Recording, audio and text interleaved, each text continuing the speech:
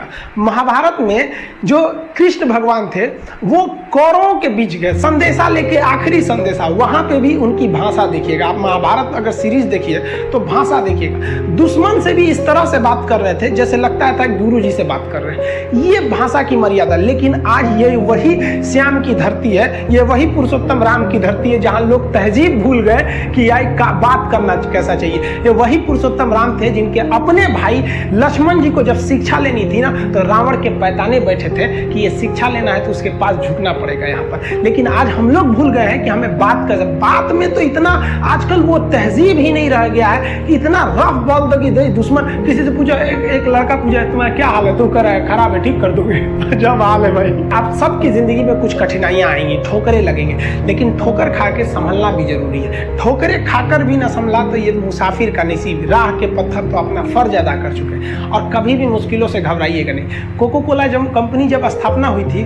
तो एक साल में केवल इसके 25 बोतल बिके थे। कंपनी का दिमाग हिल गया था। लेकिन आज के समय में दुनिया में हर जगह कोको कोला बिकता है और इसने तो फिजिक्स को उल्टा कर दिया। लोग कहते हैं ठंडा मतलब तो कोको कोला। भाई साहब, ठंडा मतलब वो होता है जिसका टेम्परेचर कम हो। लेकिन इतना बिका कि इसके आगे लोग भूल गए कि ठंडा मतलब कोको कोला नहीं होता, ठंडा मतलब वो चीज जिसका टेम्परेचर कम है। ये मत सोचिए कि एक महीने में क्या होगा, एक साल में क्या होगा। आप ये सोचिए कि अभी जो 24 घंटा आपके पास, इसमें आप क्या कर सकते हैं इस 24 घंटे के अंदर अंदर। क्योंकि कुछ पाने के लिए कुछ खोना नहीं बल्कि कुछ करना पड़ता है। इस समाज का एक दस्तूर है कि आप कब सही थे ये कोई याद नहीं रखेगा, लेकिन आप गलत कब थे ये कोई भूलेगा ही नहीं। तो इस दस्तूर है, ये सबके साथ होता है, इसे लेकर चलना है। समाज की जब दर्द और कड़वी बात जब ये दोनों सहन होने लगे आपसे तो समझ जाइएगा आप जीना सीख गए। हम भी कभी कभी महिलाओं को, लड़कियों को कुछ कुछ बोल देते हैं, आप बुरा नहीं मानेंगे। देखिए, क्लास की भी जो लड़की रहती है वो भी समझती है।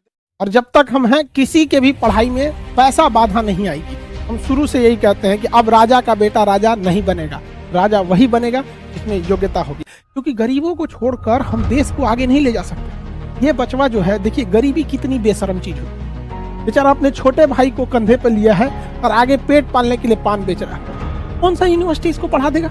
कौन एडमिशन देगा इसको? ये पढ़ लेगा दिल्ली में 1 लाख रुपया 2 लाख रुपया फीस देके। ये बड़का बड़का ऑनलाइन जो कंपनी बैठी है वहां पे 60,000 70,000 रुपये ये फीस दे पाएगा? नहीं दे पाएगा। इसके लिए आते हैं खाने। इन लोगों के लिए हम लोग लड़ते हैं क्योंकि ये बच्चे कहीं ना कहीं मारे जाते हैं। भगवान से भी हम क्या कहें, किसी के घर में नोट की पेटी बरसे न बरसे लेकिन कोई भी इंसान रोटी के लिए न तरसे, इतना भी गरीबी नहीं होना चाहिए। इन सब बच्चों के लिए आदमी पढ़ाता है। देखिए, आपको एक तस्वीर दिखा। इस तस्वीर में एक शादी का माहौल है, ये दूल्हा है, इनके ये कोई भी होंगे करीबी बच्चा है। कितना खुशनसीब है। इसके लिए हर यूनिवर्सिटी, हर कॉलेज, हर कोचिंग का दरवाजा खुला।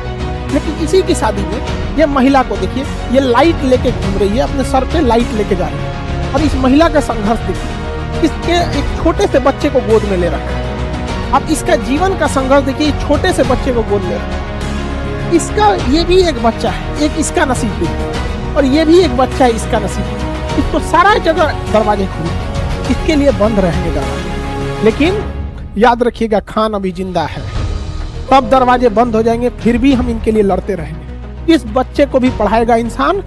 इतनी सस्ता, इस पढ़ाई की इतना सस्ता और इतना क्वालिटी बेहतरीन करेंगे ना कि आने वाले भविष्य में जब ये बच्चा पढ़ेगा और ये बच्चा पढ़ेगा तो सक्सेस के मामले में दोनों बराबर खड़े होंगे। कहीं ना कहीं ये बीट कर जाएगा।